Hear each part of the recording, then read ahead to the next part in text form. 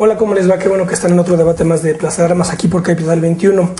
Hace unos días una noticia realmente escandalosa por parte del expresidente Miguel de la Madrid en entrevista con Carmen Aristegui, pues sacudió a la opinión pública informada, digamos, porque en estas declaraciones el expresidente de la Madrid pues abría las puertas de par en par, ¿verdad?, a la especulación, a la luz de la cual pues Salinas de Gortari había sido primero un error haberlo elegido como su sucesor, además de que también abrió la puerta a la perspectiva o a la posibilidad de encontrar conexiones de Salinas de Gortari y su familia con el crimen organizado, con la mafia e incluso con el narcotráfico. Declaraciones en verdad escandalosas, pero escandaloso fue también la abyección y la miseria política con la que Televisa y TV Azteca prácticamente no dieron luz a esa noticia, prácticamente no pasó nada para ellos.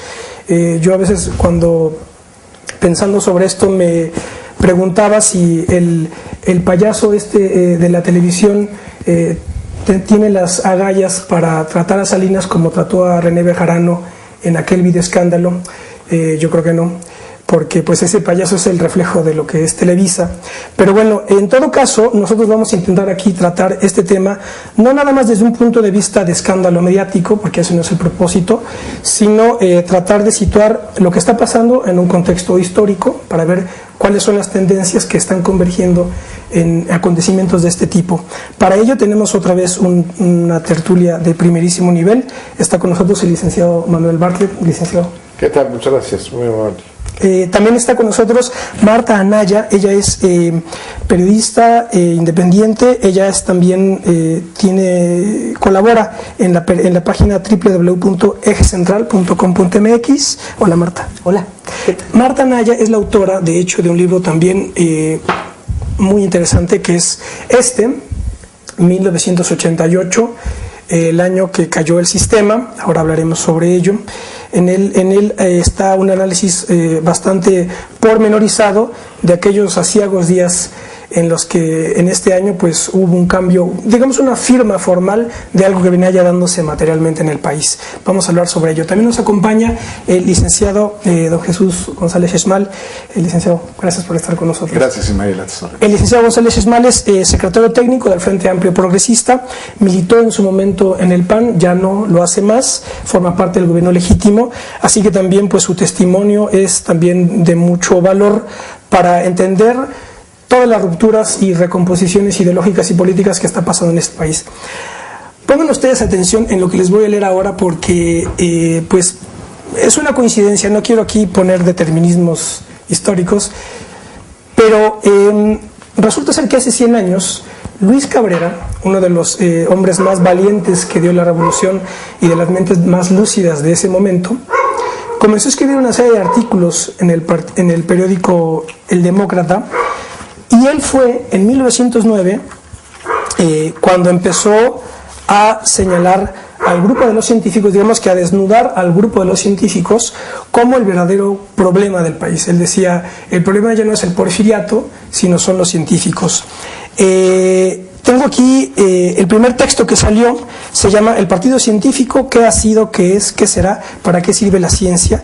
Y salió en julio de 1909, casi a 100 años estamos de eso.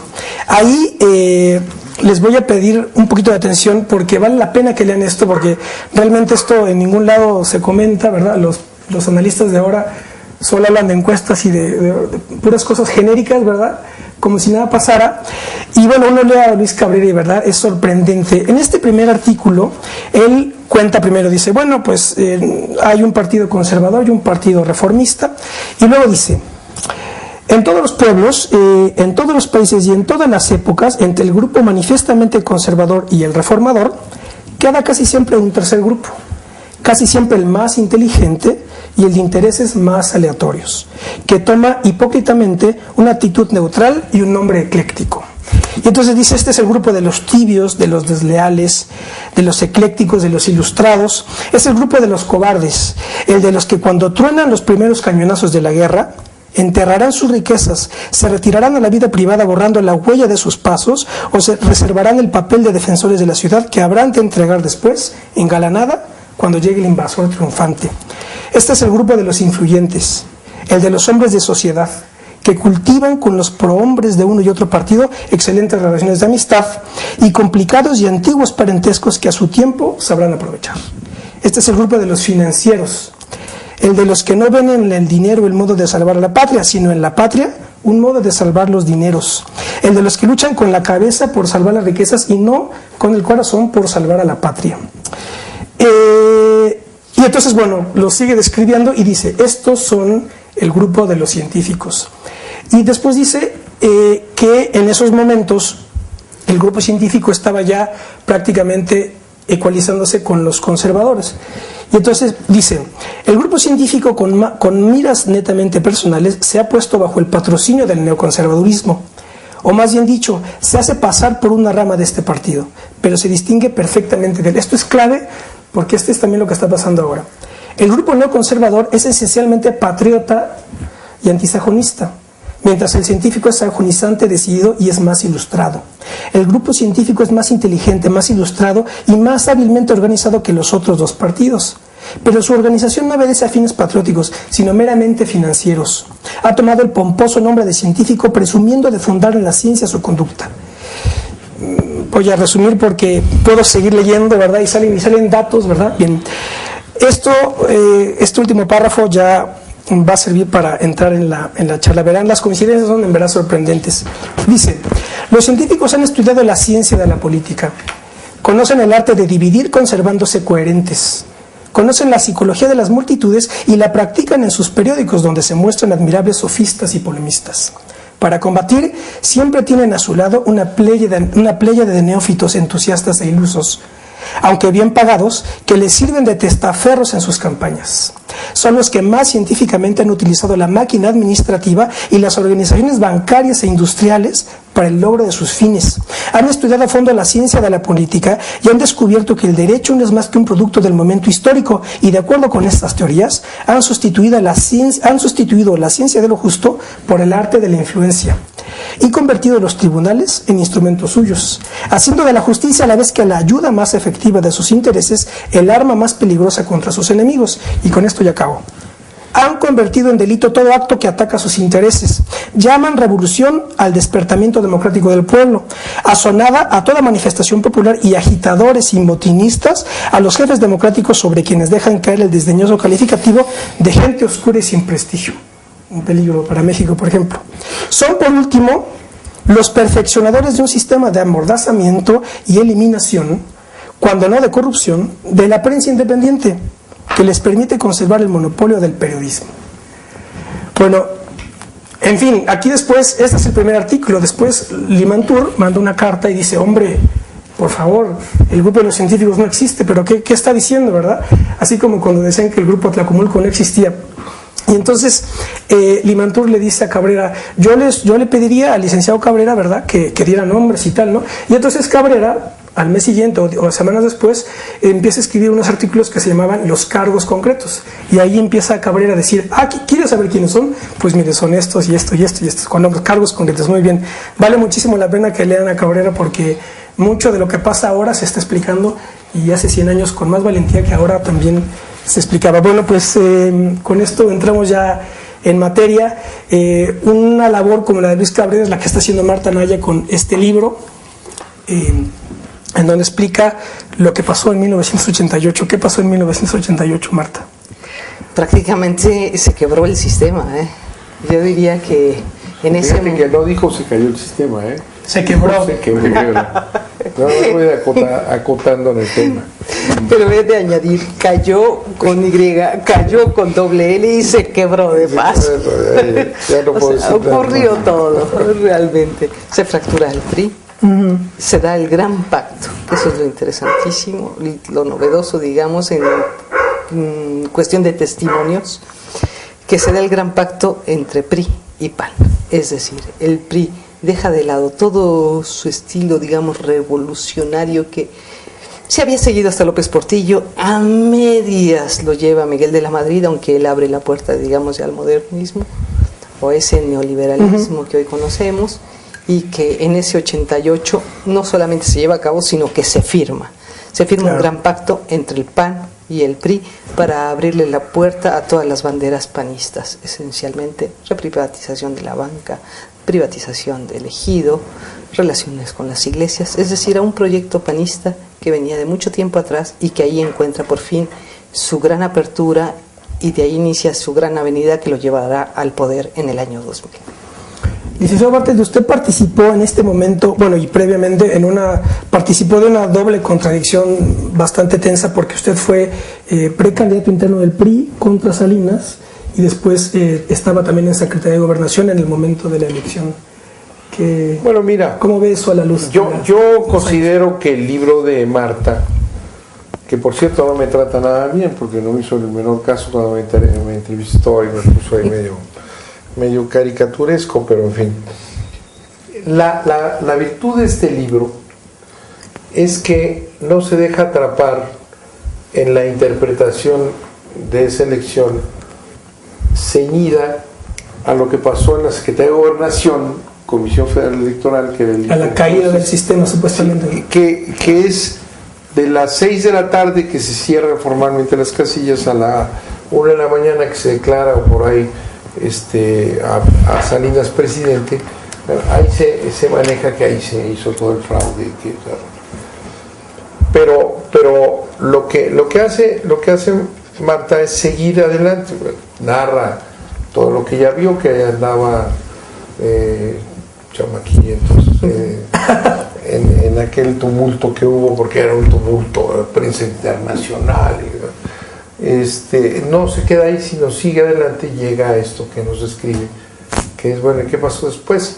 Salinas, aterrado, busca un acuerdo antes de la verdadera definición, que fue la calificación de la elección que se daba entonces en el colegio electoral, no en gobernación, mucho menos, no había IFE. Entonces Marta sigue adelante hasta el final y se encuentra con un pacto, el que nos dice, antes de la calificación, entre Salinas y el PAN, donde se comprometen a unificarse. De manera que cuando se da ya el proceso en el colegio electoral, el PAN ya había acordado no votar en contra, dejar caer a Cuauhtémoc Cárdenas, con el que supuestamente estaban combatiendo juntos, y no vota en contra y dejan que el dictamen ya ni se vea, porque los papeles, las urnas, todo lo que es la elección presidencial nunca estuvo en gobernación, se fue directo al colegio electoral. Y ahí ya el pacto hace que no se revise nada. Pacto en el que están toda una serie de personajes que andan todavía por ahí. De manera que por eso yo considero que es un libro importante, y repito, no creas que me gusta mucho el tratamiento en lo personal, pero sí deja de estar concentrada como lo lograron durante años los intereses del PAN y de Salinas, por decir, aquí es donde hubo muchas cosas y nunca voltean a ver a la calificación de la elección, hasta que queman los paquetes Fernández de Ceballos y Salinas de Común Acuerdo. Así es que creo que es una historia importante y aquí lo dejo, pero es una historia que aparece en el 2006 otra vez y aparece otra vez hace unos días. O sea que no es la historia en el pasado, sino es la historia reciente, y ahí podemos ver cómo esto se va concatenando. Licenciado, usted militó en el Partido Acción Nacional hasta el 92, me parece. 92, efectivamente. Nosotros nos separamos, un grupo que denominamos Foro Democrático y Doctrinario. Nos separamos del PAN precisamente por este fenómeno que se había dado dentro de la institución a partir de la nacionalización de la banca. Cuando López Portillo nacionaliza la banca, el grupo de derecha tradicional de México, la Coparmex, los grupos empresariales con negocios en el gobierno, tratan de constituir un partido que se llamó Desarrollo Humano Integral. El licenciado Bartlett se recordará, pero no pudieron acreditar los requisitos para constituirlo, y entonces entonces la Comisión Federal Electoral no les da el registro, y de ahí fraguan justamente infiltrar al PAN. Y del periodo 82, resentidos con el gobierno priista, hasta al advenimiento de Salinas, toda su estrategia está en ese sentido, ir infiltrando al PAN desde los comités regionales, donde teníamos comités de gente voluntaria de mucha convicción, hasta el comité estatal, nacional, el consejo, y empiezan sobre todo a plantear la necesidad de que el PAN reciba subsidios del Estado. El PAN había mantenido su independencia gracias a que era autosuficiente. Teníamos un sistema de rifas, vivíamos con mucha austeridad, pero teníamos con mucha eficiencia. Por ejemplo, hay un dato que pocas veces se menciona: el PAN obtuvo más votación en 1982 con Pablo Emilio Madero a la presidencia de la República, que tuvo casi 4 millones de votos, 3,900, que 6 años después con Cloutier, que tiene solo 3,400. De modo que era un partido mucho más eficiente desde el punto de vista ciudadano, había un trabajo voluntario mucho más entregado. Ya cuando entra este grupo resentido por la nacionalización de la banca y se va adueñando gradualmente del PAN, ya para 88 estaba en las posiciones de decisión del partido.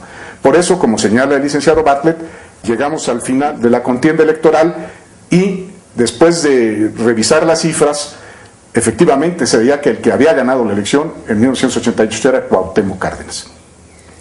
El PAN había hecho frente junto con doña Rosario Ibarra, que entonces era postulado por otro partido, Manuel Cloutier y Cuauhtémoc Cárdenas, para la defensa del proceso electoral, que iba a darse efectivamente en el seno del colegio electoral de la Cámara de Diputados.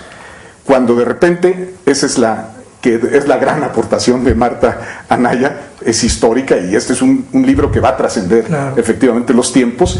Porque en la foto se resume todo. Pues son años de dialéctica, ¿verdad? Ideológica y política. Entonces, ahora sí que en lo oscurito, Luis H. Álvarez, Felipe Calderón, Carlos Castillo, Diego Fernández, pues se reúnen con Salinas y hacen el famoso pacto ese, que se inicia con esto: dejen ustedes que transcurra el colegio electoral y después, a como dé lugar, destruyan las boletas, porque había ya un camino muy andado a recontar las boletas desde entonces. Yo contendía a la senaduría del Distrito Federal. Estuvo Porfirio Muñoz Ledo arriba, enseguida muy cerca yo, y hasta abajo estuvo Gamboa Pascoe del PRI.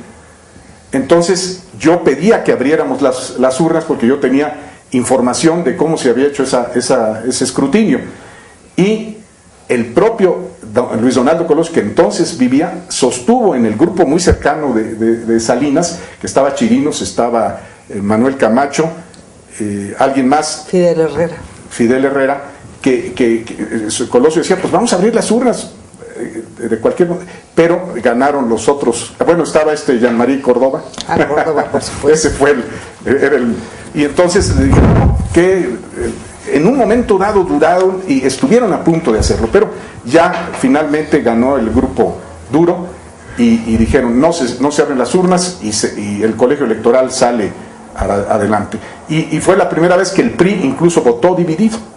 No aprobaron el dictamen de triunfo de Porfirio Muñoz Ledo, 24 contra el dictamen y el resto 36, algo así, por el dictamen. De modo que, ahora, un aspecto, perdón, no quiero...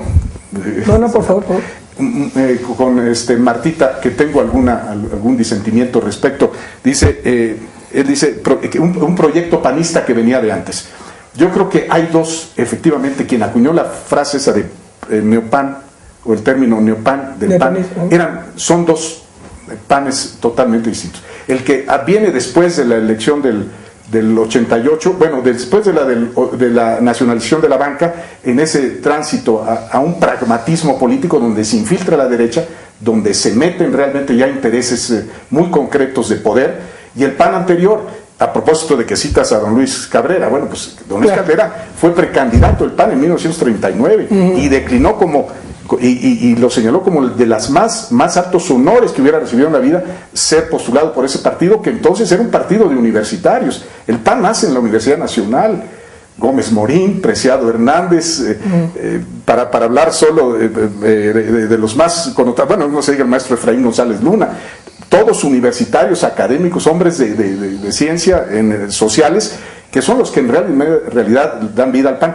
y las propuestas del PAN incluso eran muy avanzadas. Me acuerdo, en 1976, Efraín González Morfín, siendo presidente del partido, lanzamos una plataforma que se llamó Cambio Democrático de Estructuras, que incluso nos acusaron de ser de izquierda recalcitrante, porque entonces estaba también la Iglesia avanzando un poco en el sentido del contenido social de la política, y nosotros en ese sentido también aportábamos la democracia en lo económico, la democracia en lo cultural, la democracia en lo sindical, y bueno, muchos se alarmaron, no, es que el PAN no es ese, no, pues ese era el PAN original. Claro. Ya el neopan de hoy pues es efectivamente una caricatura de ahí es donde tú ves que esta fecha, cuando dice se cayó el sistema, es un vuelco. Empieza a darse esa connivencia entre los intereses de esta mafia priista y los intereses de ese PAN también, ya infiltrado por el sector económico, etcétera. Y se forma una claque que sigue hoy ahí. Se sale este grupo de panistas que tenían una tradición y entran los Cloutieres y todos esos que te quiero decir que eran priistas también, porque en aquel tiempo Cloutier estuvo cercano al PRI también. Quiso ser candidato, sí. Del PRI a presidente. Pero cercano al PRI yo no lo veo mucho, sí. No, sí fue precandidato en Culiacán. Por el PRI. Por el PRI. Pero en su diario. Él interesaba la privatización de la banca. Nada más, más, que te voy ¿verdad? a decir que eran aquellos tiempos en los cuales todos eran del PRI, salvo prueba contrario. Qué bonito. Cloutier era de PRI también. ¿Cuál fue la posición que tuvo ese bloque previo a los neopanistas de los que usted habla en el 82 contra la nacionalización de la banca? Los que no se organizaron en desarrollo humano integral. Sí, el PAN nunca, oficialmente, con la jefatura era de Pablo Emilio Madero. Ajá.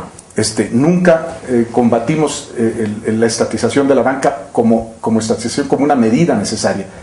Lo que incluso hubo adentro del PAN discusión.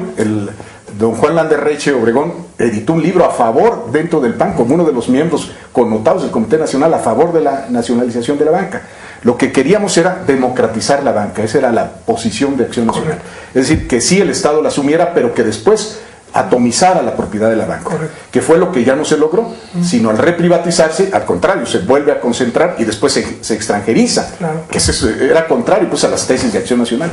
Pero nosotros no criticábamos que porque se estatizara, sino porque en realidad funcionara para la misión que tiene una banca en cualquier economía, y mucho más una como la nuestra. Esa me parece de hecho que es la distinción que hace Cabrera, porque Cabrera dice, los neoconservadores se alían con los científicos, pero la diferencia de los neoconservadores es que eran patriotas y anti Estados Unidos, y en cambio los científicos ya no, los científicos ya, que son la tecnocracia de ahora. Y aquí vale la pena tocar otro libro igualmente importante, que es que yo después ya no lo he visto en las librerías, pero se llama Proyecto México, los economistas del nacionalismo al neoliberalismo, de Sarah Babb.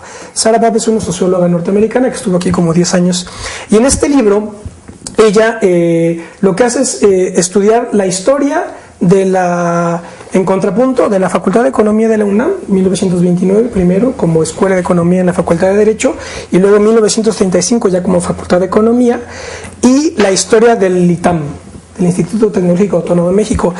La clave aquí, me parece, de este libro es que ella sostiene que cuando el influjo de don Jesús Silva Herzog y de Ignel Cosío Villegas, la Facultad de Economía pues dibujó todo un vector de economistas, para formar economistas nacionalistas, incluso socialistas, como era don Jesús Silva Herzog. Y lo que sucede con el ITAM es que se organiza en el 46. Se organiza el 46 ¿Cuándo Cárdenas nacionaliza el petróleo? Y ahí dicen, o sea, en los 40, el grupo empresarial dice, cuidado aquí, hay que formar cuadros de formación de economistas o de administradores anticardenistas. Y entonces en el 43 se organiza el Instituto Tecnológico Autónomo de Estudios Superiores de Monterrey, o sea, el TEC de Monterrey, y en el 46 se organiza el ITAM. Y aquí Sara Bab, en este libro, analiza, ofrece ahí entrevistas a los fundadores del ITAM, y ellos dicen, en 50 años tenemos que controlar este país. Y eso es lo que está pasando ahora, que pues los últimos secretarios de Hacienda, por lo menos desde, me imagino que desde 82, todos ya son formados en el ITAM, ¿verdad? Y ya todos ya neoliberales, la tecnocracia pura. Pero aquí se da la convergencia con ese otro bloque neopanista del, ¿no? El licenciado, es lo que pasa, ¿verdad? Del 88, efectivamente. Y aquí es donde se firma esa convergencia. Ahí el gran cambio. Esa es la gran constancia histórica de este libro, de veras, porque ahí es irrefutable. Pero yo acoto una cosa muy interesante respecto al PAN original. Sí. Don Manuel Gómez Morín, siendo rector de la Universidad Nacional, después de haber sido director de la Facultad de Derecho, es la que segrega, inicia la Facultad de Economía, bueno, la Escuela de Economía. Claro. La Escuela de Economía es una derivación de la Facultad de Derecho, o de la Escuela de Jurisprudencia de entonces. ¿Es una buena o mala derivación, dime tú? Yo creo que Buena. todo esto a lo mejor no de la Facultad de Derecho. Sí. Ahí se va para allá la economía y luego los economistas van a estudiar a Estados Unidos y luego Ahí es donde está el problema. No, en pero la bueno, Facultad pasó mucho de tiempo para Derecho, que eso sucediera, ¿no? Además, no necesariamente, porque también otra de las claves importantes de Sara Bab es que no se tiene, es decir, la ecuación no es me voy a estudiar fuera y me vuelvo en un neoliberal, porque precisamente lo que señala es que don Daniel Cosío Villegas y muchos cercanos a él se iban a estudiar economía fuera. Entonces lo que analiza más bien es que cómo se van dando los consensos internacionales. Entonces cuando ellos se van a estudiar, Cosío Villegas, el consenso era el keynesianismo, eran keynesianos. Entonces regresan y la influencia era keynesiana. Después se hizo marxista, ¿verdad? Hasta la crisis del 68, y en los 70 pues organizan la UAM y el CIDE como válvulas de escape. Y en esos 70, cuando se da la crisis del 68 y del marxismo en la UNAM, es cuando el ITAM dice, a ver, aquí vamos a copiarnos el esquema del MIT estadounidense, y ahí Francisco Gil y todos los allegados a él, los científicos, ¿verdad? Los científicos de ahora. Hasta nuestros días. Hasta nuestros días. Pero siempre tienes esa confrontación. Recordemos a Jesús Silva Herzog, a Tello, ¿no? Siempre un secretario terminaba saliendo, el presidente tenía que terminar definiéndose por uno o por otro. Siempre hubo conflicto en ese tipo de visiones, ya sea de un lado nacionalista o del otro lado, ¿no? Sí, pero bueno, a propósito de esto, efectivamente, yo creo que los abogados teníamos de alguna manera las funciones económicas, a lo mejor las dábamos más con el sentido jurídico, y en ese sentido el país tuvo pues una consistencia estructural, jurídica, orgánica, constitucional. Cuando se va un poquito autonomizando la ciencia económica, y primero eran intelectuales que sí vinculaban pues las ciencias sociales, después hizo ya unas generaciones de economistas que se empezaron a apartar totalmente de la concepción, pero también de su raigambre histórica, y más bien se fueron a la imitación extralógica de modelos extranjeros, claro, para ser implantados acá, que es cuando realmente se disloca nuestro sistema. Porque si nosotros teníamos crecimientos del 7%, el desarrollo sostenido y sobre todo una vinculación directa con el sentido de la revolución, pues de la justicia social, era cuando en realidad la economía servía al país. Y ahora pues estamos al contrario. Ahí tienes a Carstens pues haciendo lo que puede de acuerdo con lo que aprendió allá o con lo que le dictan, pero obviamente el país para abajo en el sentido pues económico integral. Una idea que plantea Gustavo Bueno, es un filósofo que yo leo bastante, y es puntual para acotar lo que estamos aquí comentando. Dice él, en el primer ensayo sobre las categorías de las ciencias políticas, dice así: si la democracia sigue funcionando es porque el consenso permanece, pero no es que la mayoría haya logrado el consenso, sino que son motivos enraizados en compromisos previos, económicos, culturales, de coyuntura, incluyendo la militar, los que hacen que la democracia funcione. Por ello, La sociedad democrática es estable, pero no por virtud del procedimiento técnico de la consulta electoral, sino sobre todo por otros motivos. Cuando los motivos cesan, también hay democracia. Que me parece que fue lo que pasó aquí, ¿verdad? Cuando, yo recuerdo también, de hecho lo comentaba en el programa anterior que estuvo con nosotros Porfirio Muñoz Ledo, hablando de los 20 años de existencia del Partido de la Revolución Democrática, y yo recordaba ahí una frase de Carlos Marx, creo que está en el 18 Brumario, cuando él decía, la burguesía liberal en el siglo XIX, por la defensa de estos principios liberales, pues se desgarraba las vestiduras por el voto universal. Y lo que obtuvo fue la lucha de clases. Es decir, desde un punto de vista formal, pues yo puedo defender un principio, ¿verdad? Pero lo que se detona materialmente ya no me puede gustar. Entonces, es un poco lo que sucedió aquí. Todo el bloque contra el fraude pedía que se abrieran las urnas, pero cuando vieron que objetivamente quien iba a ganar era otro, entonces se cierra, se deja de pedir. Adiós democracia. Adiós democracia, la democracia deja de funcionar ahí, ¿no? Sí, vale la pena aportar en esto del 88 del libro de Marta, que ahí efectivamente lo que pasó fue que los científicos se metieron al PAN, es decir, los pragmáticos o los poderes fácticos, y lograron pues lo que ellos tenían ya visualizado hasta nuestros días: la privatización del ejido, aderezado pues con también el reconocimiento de la iglesia, pero ellos querían una iglesia, no la pluralidad de iglesias.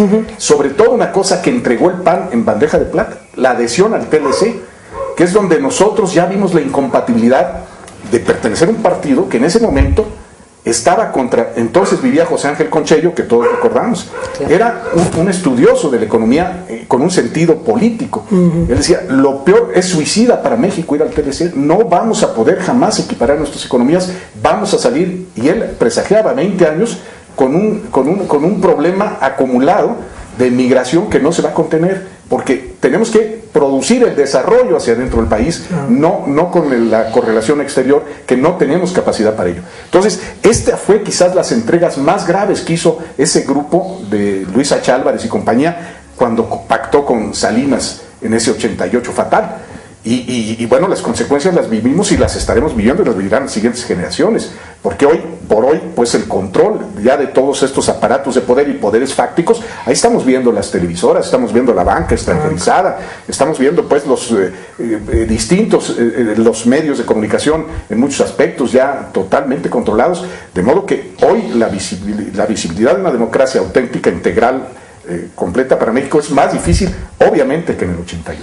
En tu libro, Marta, en la entrevista que haces con Muñoz Ledo, él señala ahí el papel, digamos, de intelectual orgánico, digamos, de Carlos Castillo Peraza, también aquí está Eliseo González Mal para que nos comente, cuando dice que uno de los propósitos ideológicos del PAN fue la crítica, digamos, a esa escala ideológica a la Revolución Mexicana. Mira, yo a veces déjame dudar de que realmente toda esta ideología pesara tanto en los hechos cotidianos que nosotros vivíamos. A lo mejor estaba en los intelectuales, en la cabeza de Porfirio de Muñoz Ledo, a lo mejor estaba del otro lado en la cabeza de Manuel Bartlett, o en el cerebro de Córdoba o de Salinas. Pero la vida en los hechos a mí me parece que se traduce de manera muy, muy diferente. Cuando hablamos, por ejemplo, de democracia electoral, ¿qué tenemos? Votos realmente de gente que traduce todo esto ideológicamente y quiere llegar a tal y cual.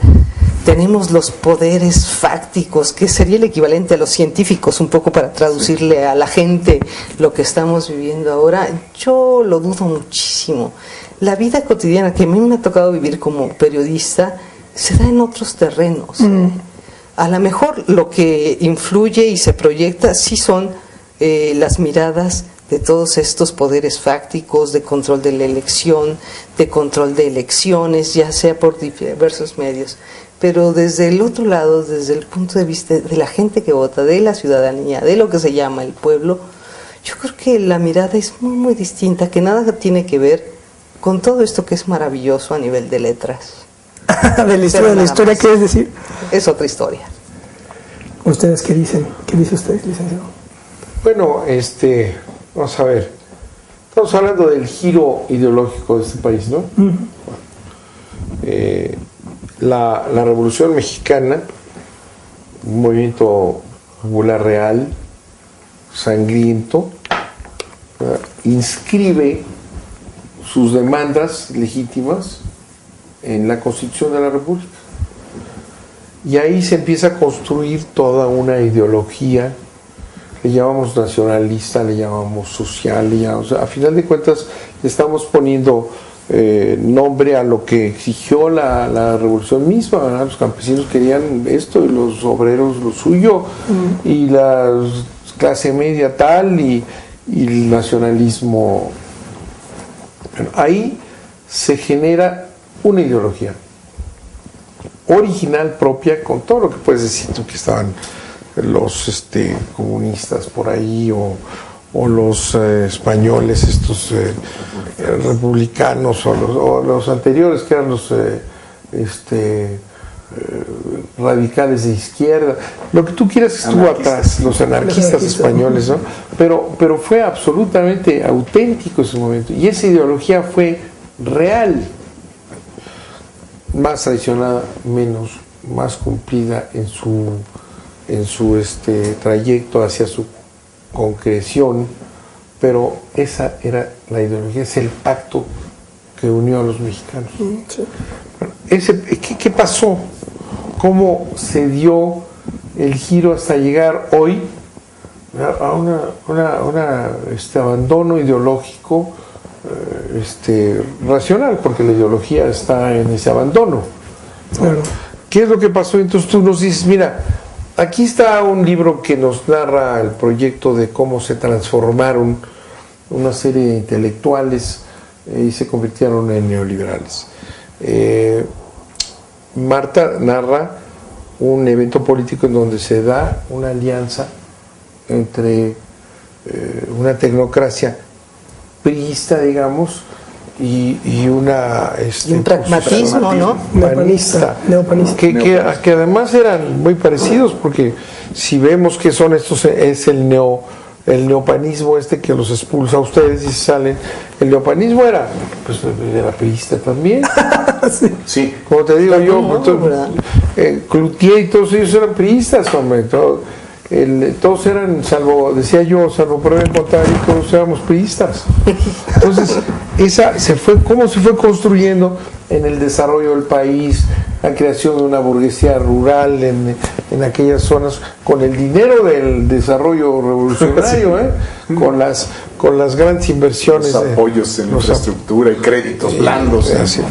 Fue de hecho lo que Andrés Molina Enríquez planteaba en los grandes problemas nacionales. Decía, la salida es que los mestizos con esas categorías se convierten en clase de intereses.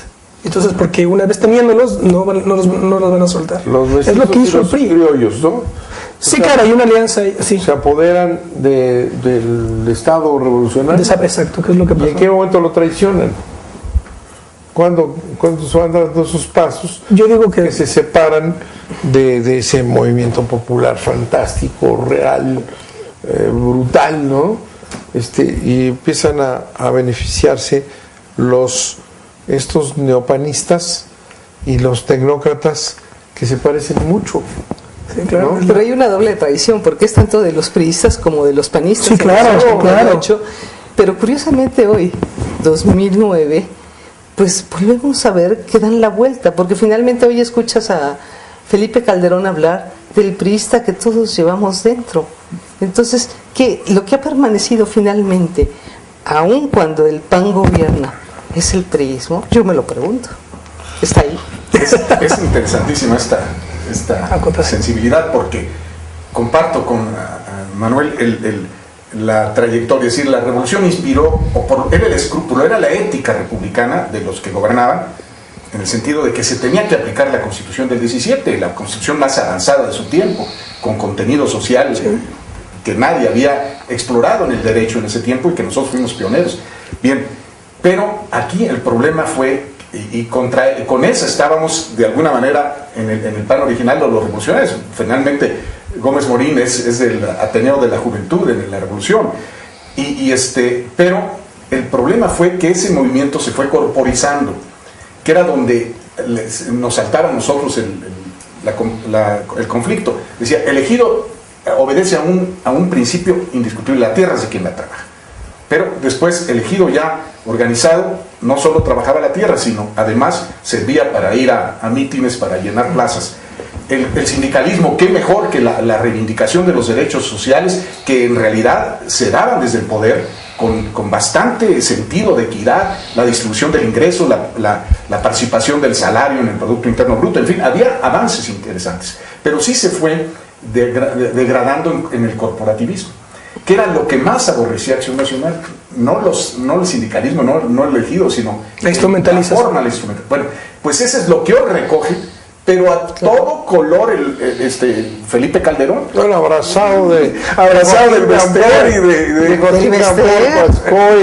Gamboa Pascoe, de Romero de Champs. El tipo está feliz, pues. Mira, yo recogí alguna vez en los documentos que tengo, yo fui diputado con el papá de Felipe Calderón, con don Luis Calderón Vega. Si nosotros recogemos esos discursos, cuando nos salimos de la Cámara de Diputados en esa legislatura, cuando le contestó el informe el Bester de la Madrid. ¿Por qué? Porque nosotros estábamos contra ese sistema de darle bríos a quien no tenía pues realmente una representación auténtica. Y ahora el hijo hecho presidente, o por lo menos de facto, resulta que le da un abrazo cordialísima a su antiquísima enemiga, a Bester, y la hace, además, o se hace dependiente de ella, incluso ahora, no solo para ganar las elecciones del 2006, sino ahora para las futuras, porque para lo que viene. La alianza está muy amarrada. A mí déjenme comentar algo que me parece que a lo mejor rompo con todo lo que son los grandes estudiosos y demás. Se ha visto a los partidos, a las ideologías, siempre desde un punto de vista de ellos apoyan esto, estos el otro, tienen tal ideología, tal otra. Pero yo esencialmente, cuando miro hacia atrás lo que es la historia, cada uno de los partidos, lo que veo es, de un lado del PRI es el establecimiento de todo un sistema, de la formación de un Estado, y de repente una oposición que es el PAN, como la gran conciencia, quizá lo estoy limitando mucho, pero es el establecimiento de un Estado, y el otro es la conciencia de ese Estado, que se convirtió así el PAN a lo largo de muchísimos años. Es decir, el contrapunto. Sí, esto está mal. No en un grupo en busca del poder, sino de calificar, decir, por aquí debe ser, esto es más justo, esto no lo es. De repente llega el 88 y ¡pum!, eso se cruza, se rompe, se pierde esa ética, esa conciencia, y entonces se empieza a diluir, se conjuntan intereses. Llegamos al 2000, que cambian los poderes, y de repente aquella conciencia se pierde y el PRI ya no tiene la autoridad moral para hacer conciencia, y de repente nos perdemos en un mundo en el que somos simplemente sonámbulos, no hay una conciencia crítica. Estamos como hoy Miguel de la Madrid, un hombre sin conciencia por decreto. Aquí tenemos simplemente un Estado y un gobierno sin conciencia, que deviene ahí sonámbulo. Esa es una visión a lo mejor simplista, pero de repente así me parece. No, claro, pues sí. Me parece de verdad muy, muy interesante este análisis que haces, porque es cierto, para el PAN de entonces era más importante gobernar fuera del poder. Nosotros no teníamos los apetitos de llegar a tomar los cargos públicos como el interés de que nuestra fuerza, nuestra posición, nuestra ideología fuera trascendente en las decisiones. ¿Cuántas veces no discutimos con Manuel Bartlett en la Secretaría de Gobernación? Y eran de veras receptivos en muchos aspectos, no se necesitaba incluso a veces confrontaciones como debates o compartir pues inquietudes, y en el Congreso había verdaderos debates donde nosotros, como siempre decíamos, ganábamos los debates pero perdíamos la votación. Entonces, pero quedaba pues impregnada la conciencia de ese poder en ejercicio, y posteriormente incluso asumía las propuestas que había hecho Acción Nacional. Era una dinámica un poco curiosa en ese sentido, pero sí se daba. Hoy quizás, Marta, yo traslado esa conciencia contra el poder extremado y acaparado y monopólico de hoy, la que está ejerciendo Andrés Manuel López Obrador en el gobierno legítimo. Está señalando justamente que el país no puede desplomarse en manos de los poderes fácticos de los científicos de ahora. Pero a diferencia del PAN, muy a contracorriente. Porque al PAN finalmente el PRI, eso que lo diga don Manuel Bartlett, sí le tenían un gran lugar como esa conciencia crítica para tomar decisiones, ¿sí o no? Sí, bueno, el PAN fue un elemento justificador de todo el sistema y ejercía una función importante hasta que dejó de ser PAN. Claro, que fue después del 88, ¿no? Es cuando lo penetran los intereses un poco desafectos de los excesos de presidentes priistas, ¿no? Que expropiaron aquí O de y López allá, Portillo. y entonces estos se pasan e invaden al PAN. Entonces ese PAN del que hablamos desaparece. Pero entonces es ahí cuando el PRI pierde esa brújula, ese pescadito que les indicaba Contrapeso. hasta dónde, ese contrapeso. Bueno, pero ¿Fue antes 82 no, más es o que menos? antes. Se empiezan a perder elecciones y empieza a haber estas revueltas, pero es una burguesía de origen del desarrollo priista que empieza a entrar en contradicción con el gobierno priista que quería todavía hacer o realizar acciones de la Revolución Mexicana, la reforma agraria en Sinaloa, ¿no?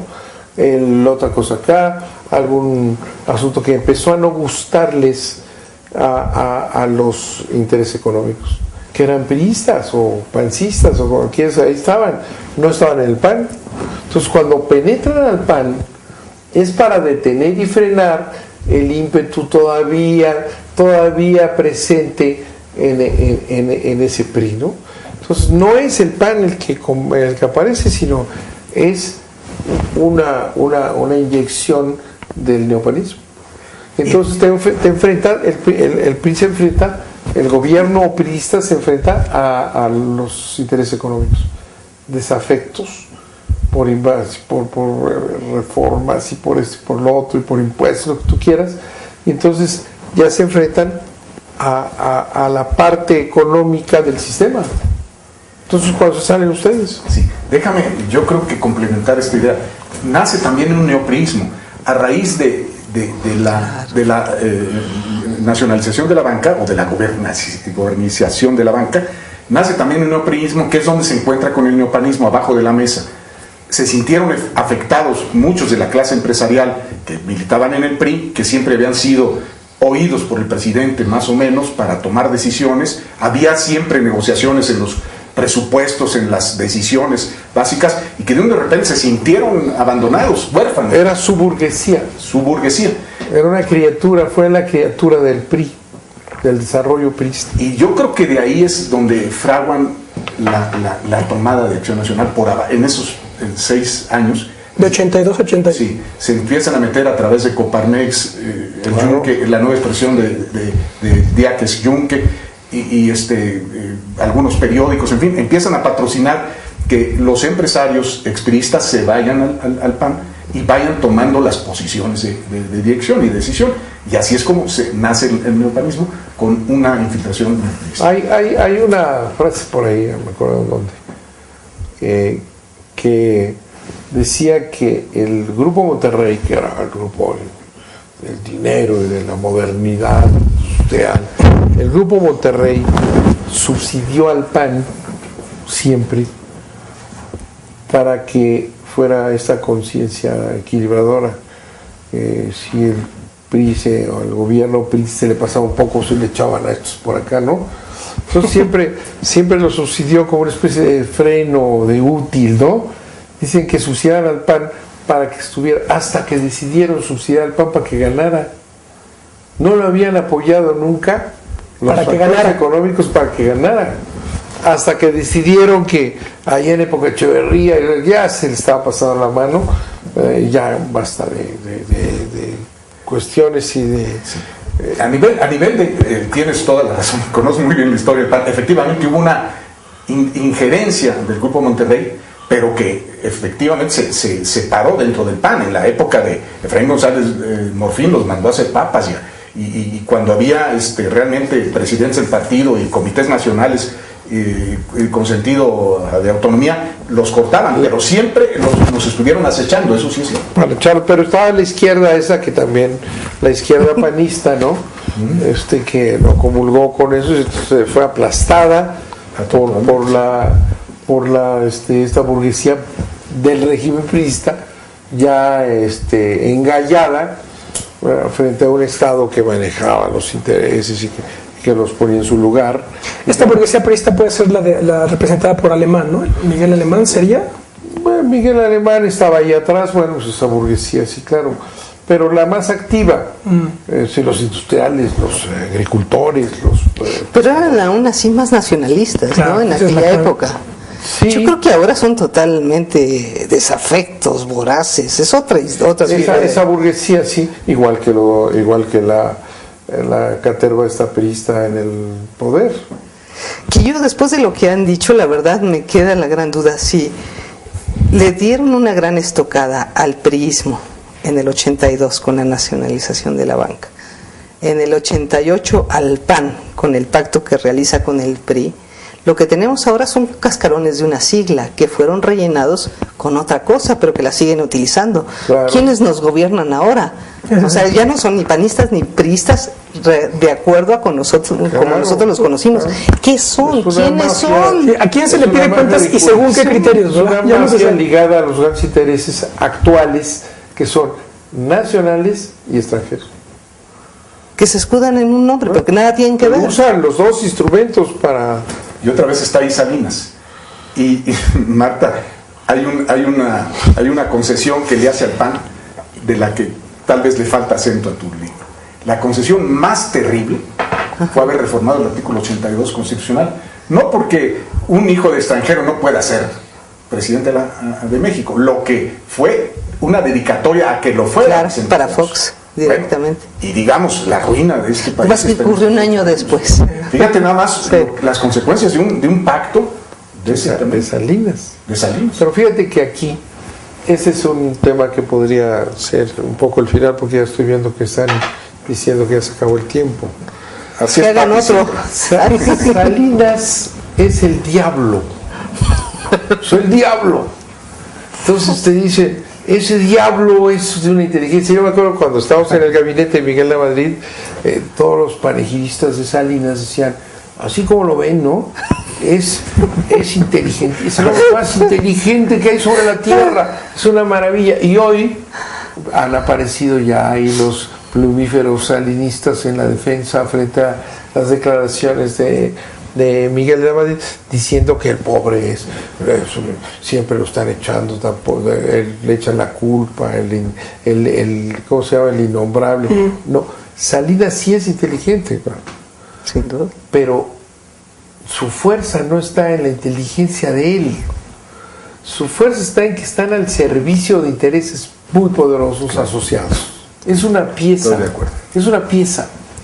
Es una pieza como de los grandes intereses transnacionales. Pero son intereses con ideología, que esa es mi gran pregunta. Pues es que todos los intereses tienen ideología. Pues la ideología ¿Y cuál es la ideología que siguen esos intereses? El dinero, la ganancia, la máxima rentabilidad, la ideología derecha. No es esto de que ya no hay ideología, es una gran mentira. Sí, yo creo. Es la ideología del poder, de la lana, del dinero, esos son estos.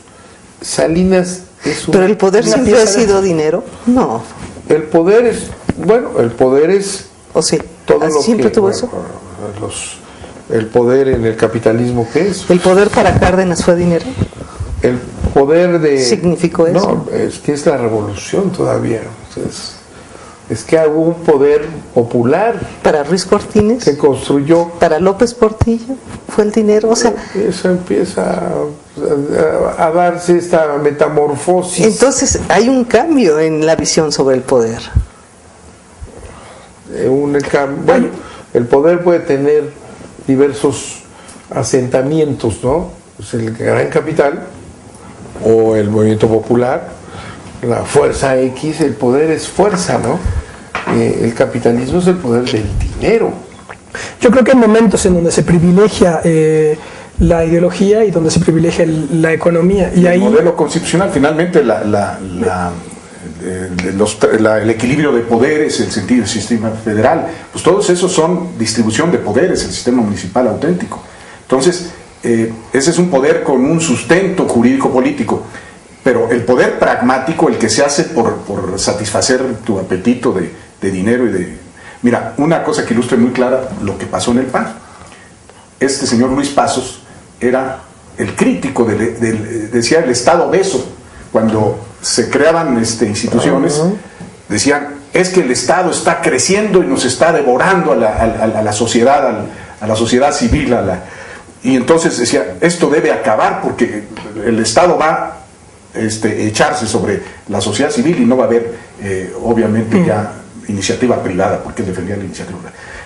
Una vez que llega al PAN, entonces no era panista, era de Coparmex y ideólogo de la derecha, llega al PAN y ahora está en el Estado y se fue a Banobras y ahora a Conducef y ahora dice, hay que acrecentar el Estado. Entonces es donde las ideologías ya no valen, es tu interés particular en la posición que estés. Este es un caso típico de un oportunismo que se disfraza de ideología cuando hablaba de que el Estado crecía demasiado. Y ahora que está en el Estado dice, no, pues que siga creciendo porque me beneficia. De modo que estas traiciones a tu propia convicción, tu falta de firmeza en las ideas, en los principios, en los valores, en las convicciones, es lo que hace que esto sea muy difícil de controlar y que el poder avasalle pues ya terminantemente y se vaya sobre las instituciones, que es lo que está pasando. Yo creo que tiene que ver ahí y que es una cuestión dramática por la complejidad de la virtud de una clase política o de un dirigente, porque yo creo que había muchos que permitían, o sea que, vamos a ver, desde un punto de vista realista, pues tú tienes que ejercer el poder si estás en el poder del Estado, pero depende ya de la virtud del gobernante, claro, que pueda... la ética. Y de la ética, me parece. Sí, de la representación real. Tú estás en el poder, ¿no? Estás en el poder apoyado en organizaciones sindicales reales, en organizaciones campesinas, en toda una serie, que tu poder está en eso, tienes que cumplir con esos intereses en el poder que ellos te dan. Pero si tú estás, poco a poco se va haciendo el poder una burocracia, ¿verdad? Y en esa transformación de que ya el poder es la burocracia, ya no son las organizaciones reales, sino el estar montado en el presupuesto, en la estructura, en la policía, en el ejército, los contratos, en la burocracia del partido. Entonces ya tus intereses como representante de un poder, pues son satisfacer ese poder. Y luego cuando va entrando el poder económico y se va apoderando, ese es el otro poder. Y hoy tenemos un gobierno que sirve, que está ahí. El gobierno actual está ahí por el dinero, por los intereses económicos, por los intereses nacionales. Entonces, ese es su poder. Ese es su poder. Tiene que servir al poder que lo sostiene. El poder, a final de cuentas, es dependiente de eso. Entonces, no hay reforma fiscal, de verdad. No hay un impulso a los salarios, no hay... ¿Por qué? Porque ese poder que te sostiene es el que no quiere que lo toques. Cuando empieza a tocar, sale Cloutier y se cambia de partido. Pero entonces, de acuerdo a esto, las famosas virtudes del príncipe de Maquiavelo saldrían sobrando frente a los grandes poderes establecidos. Ya el gran príncipe no puede hacer nada. Bueno, hay principios, hay ética, política, etcétera, ¿no? Porque tú puedes ser el representante de un poder del dinero y establecer un Estado de Derecho para que el dinero, al final de cuentas, el derecho garantiza los grandes intereses. Pero aquí no puedes ser presidente para robarte todo lo que haya por ahí y no tener ningún principio ético de ningún tipo, ¿no? Pero ¿qué poder tienes para enfrentarte a los poderes fácticos? Claro. Bueno, el poder que tienes... O sea, ¿qué tan fuertes son ya frente a un Estado? El poder de Calderón es tan fuerte como que no se puede enfrentar a El Bester y a su jefe de ayudantes.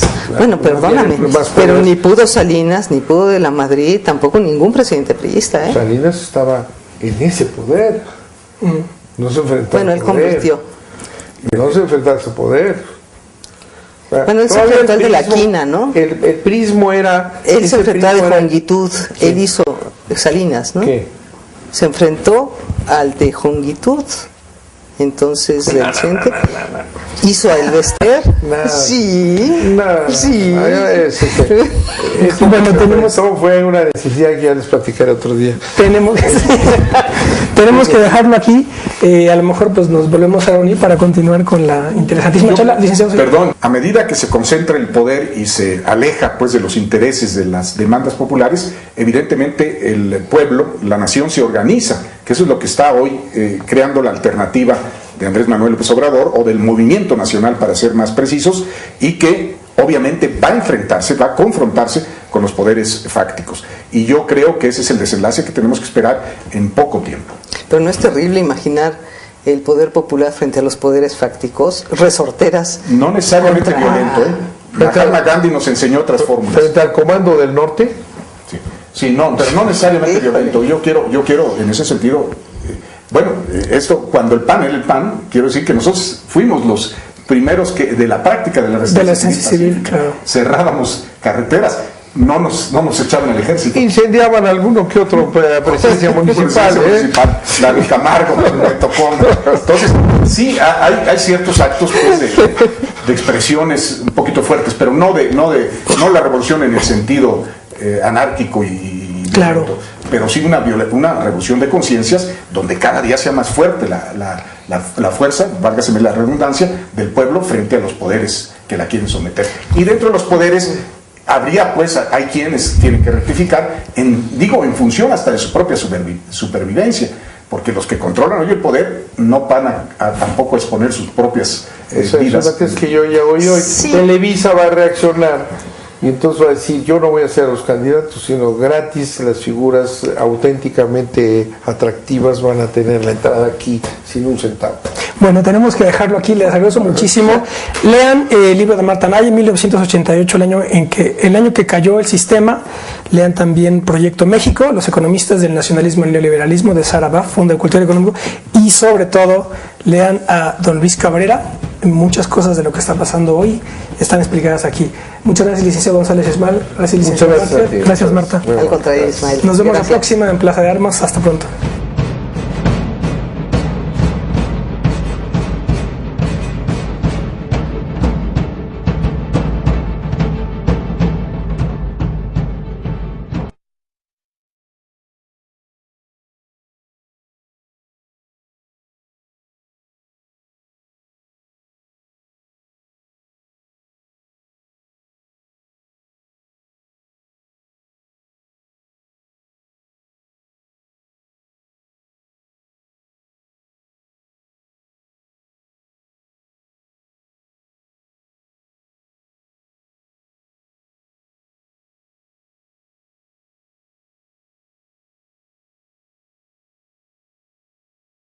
Las tendencias que están convergiendo en acontecimientos de este tipo.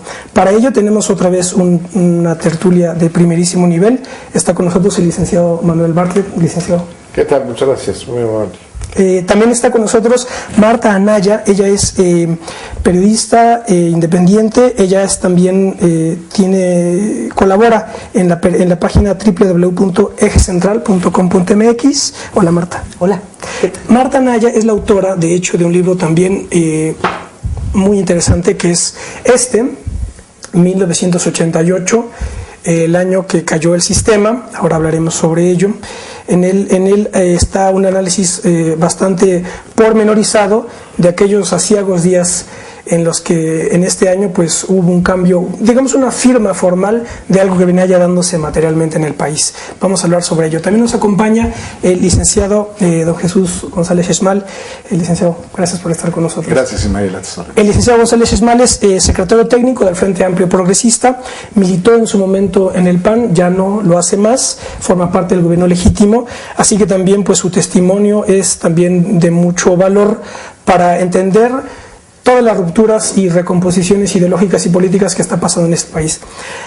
Pongan ustedes atención en lo que les voy a leer ahora, porque pues es una coincidencia, no quiero aquí poner determinismos históricos, pero resulta ser que hace 100 años Luis Cabrera, uno de los hombres más valientes que dio la revolución y de las mentes más lúcidas de ese momento, comenzó a escribir una serie de artículos en el periódico El Demócrata. Siempre tienen a su lado una pléyade de neófitos entusiastas e ilusos, aunque bien pagados, que les sirven de testaferros en sus campañas. Son los que más científicamente han utilizado la máquina administrativa y las organizaciones bancarias e industriales para el logro de sus fines. Han estudiado a fondo la ciencia de la política y han descubierto que el derecho no es más que un producto del momento histórico, y de acuerdo con estas teorías han sustituido la ciencia de lo justo por el arte de la influencia y convertido los tribunales en instrumentos suyos, haciendo de la justicia, a la vez que la ayuda más efectiva de sus intereses, el arma más peligrosa contra sus enemigos. Y con esto ya acabo. Han convertido en delito todo acto que ataca sus intereses. Llaman revolución al despertamiento democrático del pueblo, asonada a toda manifestación popular, y agitadores y motinistas a los jefes democráticos, sobre quienes dejan caer el desdeñoso calificativo de gente oscura y sin prestigio. Un peligro para México, por ejemplo. Son, por último, los perfeccionadores de un sistema de amordazamiento y eliminación, cuando no de corrupción, de la prensa independiente, que les permite conservar el monopolio del periodismo. Bueno, en fin, aquí después, este es el primer artículo. Después Limantour manda una carta y dice: hombre, por favor, el grupo de los científicos no existe. Pero ¿qué está diciendo, verdad? Así como cuando decían que el grupo Tlacomulco no existía. Y entonces Limantour le dice a Cabrera: yo le pediría al licenciado Cabrera, ¿verdad?, que diera nombres y tal, ¿no? Y entonces Cabrera, al mes siguiente o semanas después, empieza a escribir unos artículos que se llamaban Los Cargos Concretos. Y ahí empieza Cabrera a decir: ¿quieres saber quiénes son? Pues mire, son estos y esto y esto y estos. Con los cargos concretos, hombres de uno y otro partido, excelentes relaciones de amistad y complicados y antiguos parentescos que a su tiempo sabrán aprovechar. Este es el grupo de los financieros, el de los que no ven en el dinero el modo de salvar a la patria, sino en la patria un modo de salvar los dineros, el de los que luchan con la cabeza por salvar las riquezas y no con el corazón por salvar a la patria. Y entonces, bueno, lo sigue describiendo y dice: estos son el grupo de los científicos. Y después dice que en esos momentos el grupo científico estaba ya prácticamente ecualizándose con los conservadores. Y entonces dice: el grupo científico con miras netamente personales se ha puesto bajo el patrocinio del neoconservadurismo, o más bien dicho, se hace pasar por una rama de este partido, pero se distingue perfectamente de él. Esto es clave porque este es también lo que está pasando ahora. El grupo neoconservador es esencialmente patriota y antisajonista, mientras el científico es sajonizante, decidido y es más ilustrado. El grupo científico es más inteligente, más ilustrado y más hábilmente organizado que los otros dos partidos. Pero su organización no obedece a fines patrióticos, sino meramente financieros. Ha tomado el pomposo nombre de científico, presumiendo de fundar en la ciencia su conducta. Voy a resumir porque puedo seguir leyendo, ¿verdad? Y salen datos, ¿verdad? Bien. Este último párrafo ya va a servir para entrar en la charla. Verán, las coincidencias son en verdad sorprendentes. Dice: los científicos han estudiado la ciencia de la política, conocen el arte de dividir conservándose coherentes, conocen la psicología de las multitudes y la practican en sus periódicos, donde se muestran admirables sofistas y polemistas para combatir, ¿verdad? Y él fue en 1909 cuando empezó a señalar al grupo de los científicos, digamos que a desnudar al grupo de los científicos como el verdadero problema del país. Él decía: el problema ya no es el porfiriato, sino son los científicos. Tengo aquí el primer texto que salió, se llama El Partido Científico, ¿qué ha sido, qué es, qué será, para qué sirve la ciencia? Y salió en julio de 1909, casi a 100 años estamos de eso. Ahí les voy a pedir un poquito de atención porque vale la pena que lean esto, porque realmente esto en ningún lado se comenta, ¿verdad? Los analistas de ahora solo hablan de encuestas y de puras cosas genéricas, ¿verdad?, como si nada pasara. Y bueno, uno lee a Luis Cabrera y verdad es sorprendente. En este primer artículo él cuenta primero, dice: bueno, pues hay un partido conservador y un partido reformista, y luego dice: en todos los pueblos, en todos los países y en todas las épocas, entre el grupo manifiestamente conservador y el reformador, queda casi siempre un tercer grupo, casi siempre el más inteligente y el de intereses más aleatorios, que toma hipócritamente una actitud neutral y un nombre ecléctico. Y entonces dice, este es el grupo de los tibios, de los desleales, de los eclécticos, de los ilustrados. Es el grupo de los cobardes, el de los que cuando truenan los primeros cañonazos de la guerra, enterrarán sus riquezas, se retirarán a la vida privada borrando la huella de sus pasos, o se reservarán el papel de defensores de la ciudad que habrán de entregar después, engalanada, cuando llegue el invasor triunfante. Este es el grupo de los influyentes, el de los hombres de sociedad, que cultivan con los